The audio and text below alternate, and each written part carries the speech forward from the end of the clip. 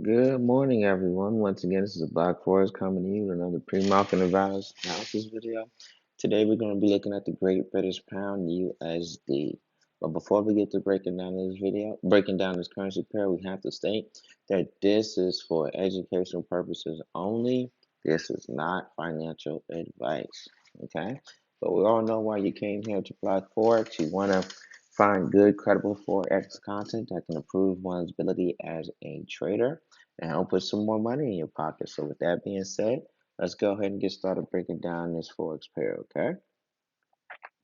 All right, so before we get to talk about what's going on the chart, the technical analysis, let's talk about the actual currency. Let's talk about the Great British Pound. Now, the Great British Pound has not been one of our stronger currencies heading into this trading session. It actually had some so-so news come out about it. It actually had some so-so news come out about it last night.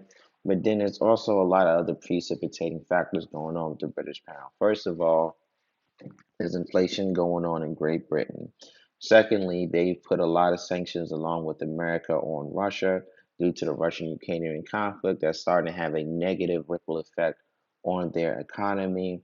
And thirdly, due to the uncertainty of the entire European continent's economy, there's a lot of FUD going on with the major three European currencies, which is fear, uncertainty, and doubt. And the major three European currencies is the British pound, the CHF, and the euro. Now, we are into like our second, third round of peace talks between Ukraine and Russia should produce a ceasefire, and that happens, we should see some immediate pick up in the British pound strength. But until that happens, it's still going to remain relatively weak.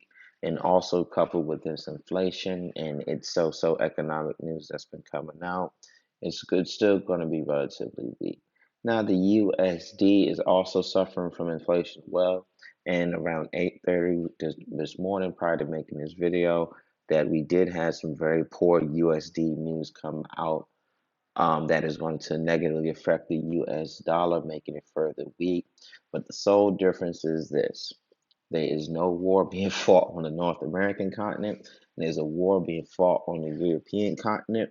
Now, even though England is a separate island from Europe, all its major trading partners is in Europe. So, being that the continent of Europe is affected, England's going to be affected as well. Because economics 101, a country's trading partner is going to be the closest country next to it. Okay. Now, with that said, let's go ahead and break down the technical analysis. So as you can see, we've been dropping down for some time for push-ups and drop downs. So this right here is mostly resulting from the weakness of the USD that just dropped around at 8:30 with the poor economic news negatively affecting the USD strength. So we could see a push up to here or a push up to here before we continue to go down. Okay. Now, could this possibly be a sign of price turnover? It's possible, but we need the fundamentals to kind of support that, which means that the USD has to become much more significantly weaker than the British pound, regardless of the war that's being fought on the European continent. Okay, so we have something like that, then we could see a situation where we start ranging out here, aggressive push up, pathetic push down, and start to go. But for the most part, what's going to happen is we may retrace to this area here or as far as this area here before we start to range out and continue to go down. Okay, but like I've said in previous videos, just don't trade solely off the fundamentals, just don't trade solely off the fundamental analysis or the technical analysis. Bring both of them together, get a good understanding, and execute your trades safely and profitably. Okay, hope that information was helpful for you guys. Happy trading.